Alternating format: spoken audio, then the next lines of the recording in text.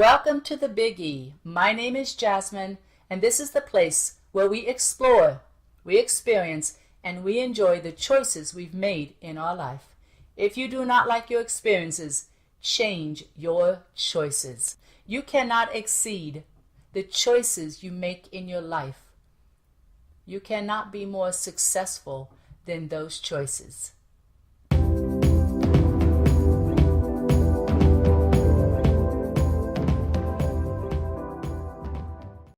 I'm going to share 3 examples. I'm sharing them because I've been there, it's what I've done, and where I've learned from them. Number 1, are you a victim? Do you complain or are you negative? Do you look out into the government and say, poor me, we have a shitty president, he doesn't know what he's doing, he never does it right? Do you identify with a pain in your body and talk about it all the time? Do you suffer from a disease and always need and always have to mention that so that you get the attention? You feel important. Of course people are going to give you attention when we explain or we share suffering that we may have. Each one of us in our own way want to help. We're nurturers, especially the women. So this is a way to feel important, to get that attention that you don't feel your worth. Or do you feel that people are against you?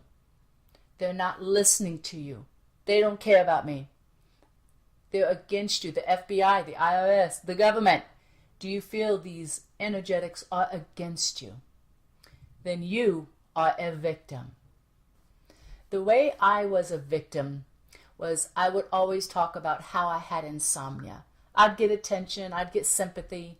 Yes, I was important because now people were looking at me and giving me what your ego wants and craves.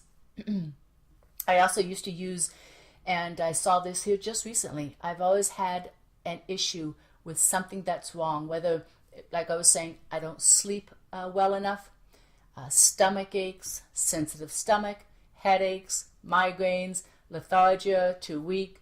I can go on and on. It was always a way that I knew of how to get attention. Number 2, are you a drama queen or a drama king? Boy, was I. Do you love gossip? Do you love drama? Okay, let's say you don't love it. Are you in it? Are you in drama? Does gossip seem to always find you? Are you always sharing the latest and greatest about everyone? Do you know the latest scoop?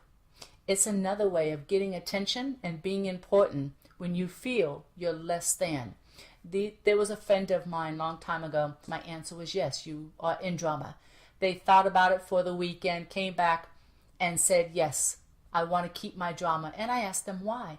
They said, because I would not have any friends if I didn't. This is what they believed in. This is what they identified with.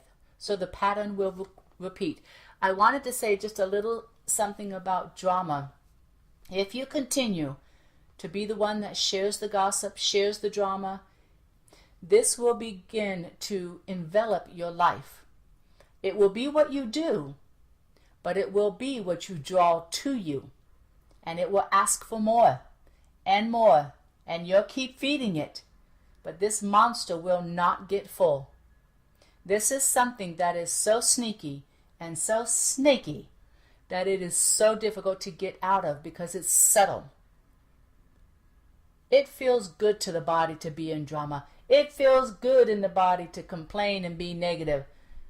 It feels good. It's the old energy. The body relished, and it's like a pig in their own shit. They love to roll in it. It's where we've come from. But it's a pattern we need to change, or it will get difficult. Number 3, are you an abuser? My answer is yes. My name is Jasmin, and I was an abuser. What I mean by this is something also that's extremely subtle, but so many of us do it and we don't even realize it. First of all, it's a word that was used in the corporate world. It used to say, I need to work hard to be my best. I'm a perfectionist. People will hire you if you're a perfectionist. But what a perfectionist reacts from is a low self-esteem, a lack of confidence, and their fear of failure. I was so scared of failing that I had to cover it up. If I ever felt myself coming to, oh my God, can I do it? Am I good enough? I would get short-tempered. First thing, that's the first response that happens, because I'm not going to feel it. I'm not going to let people see it. So you get short-tempered, and then you begin to abuse others. You begin to abuse others by dumping your shit on them in the way of saying they're not doing it right. Oh my God, it's got to be perfect, and you're not doing it right, and it's got to be perfect, and you're not in the right place. You're not saying it right. It's not good enough. I'm a perfectionist, and I know what I want. And no, that is abuse. Who gave you the right to dump your shit that you're not managing in on someone else? One day, I think it was my early or middle 30s, I was in the corporate world. I'd been going to therapy for a little while, so I wanted to look at things that were going on in my life that I was just damn tired of. And I had the issue brought up, the question, my therapist asked me the question. And I finally saw that as I tried to hide my fear, that I didn't love myself enough, I couldn't let people see that. I couldn't. So I would become very short-tempered. Nothing was good enough. Nothing was going to work. And I would dump and blame others for what was not, in my words, perfect. It's almost like this. You have a trash can that you've been filling up with your shit. One day you feel the fear coming up and people are going to see you. Oh my God, they can't. Oh shit, I can't let that be seen.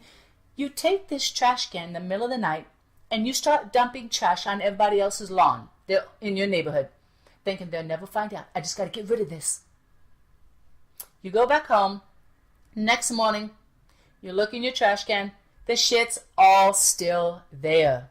No matter how many things, issues, emotions, words that you spew out and you dump on somebody else to blame them for your own fear, the shit comes back. It will never go away, ever. Because it is yours to look at and to sort and look in that trash can and recycle what you got to recycle, burn what you got to burn. Take care of your own trash.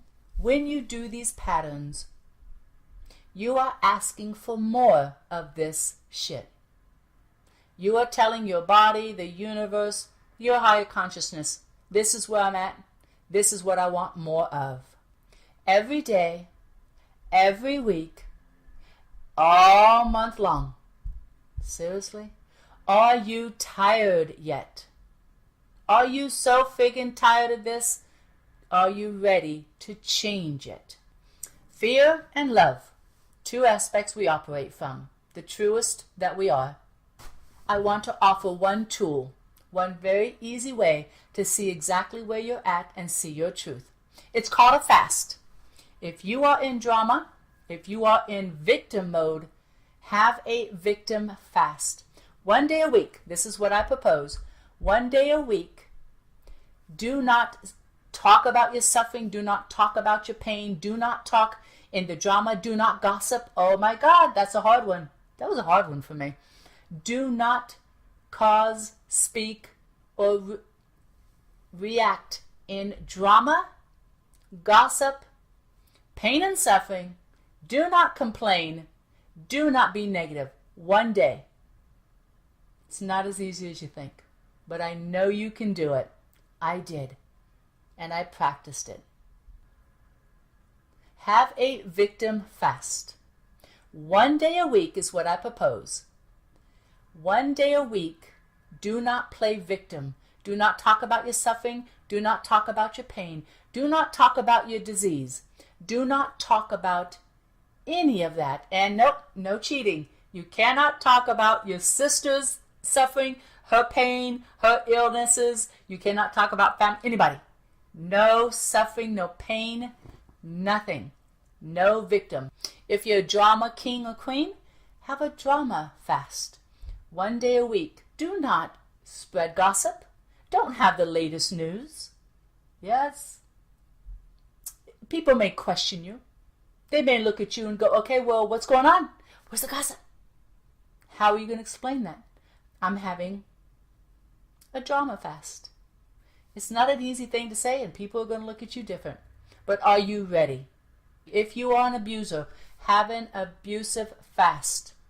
Have a day once a week where you can not react, but respond. Do not trigger from your fear. Do not trigger from the fear that someone may see that you're less than, because I'm here to tell you, you are not.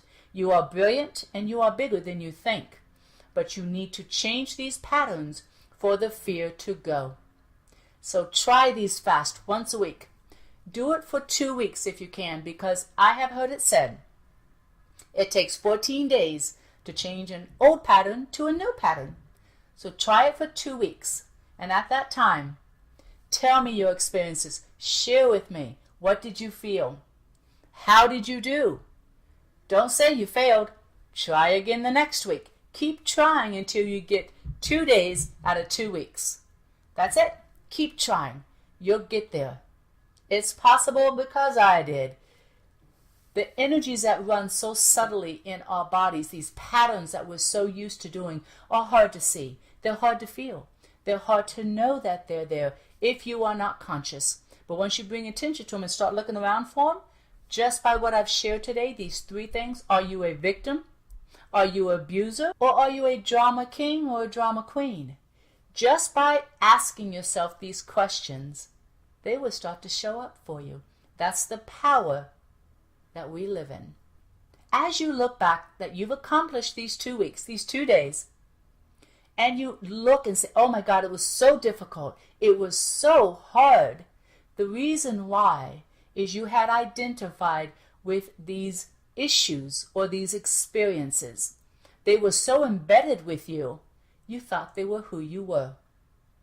The truth of the matter is, these things that happen in our life, they are not who we are. They are not the brilliance. They are not the higher consciousness. They are not the better part of us.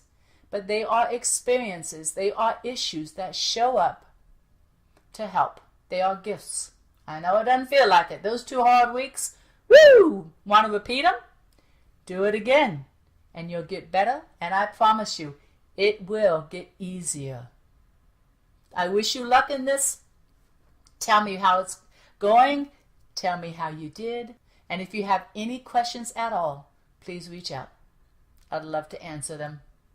I'm sending you love always.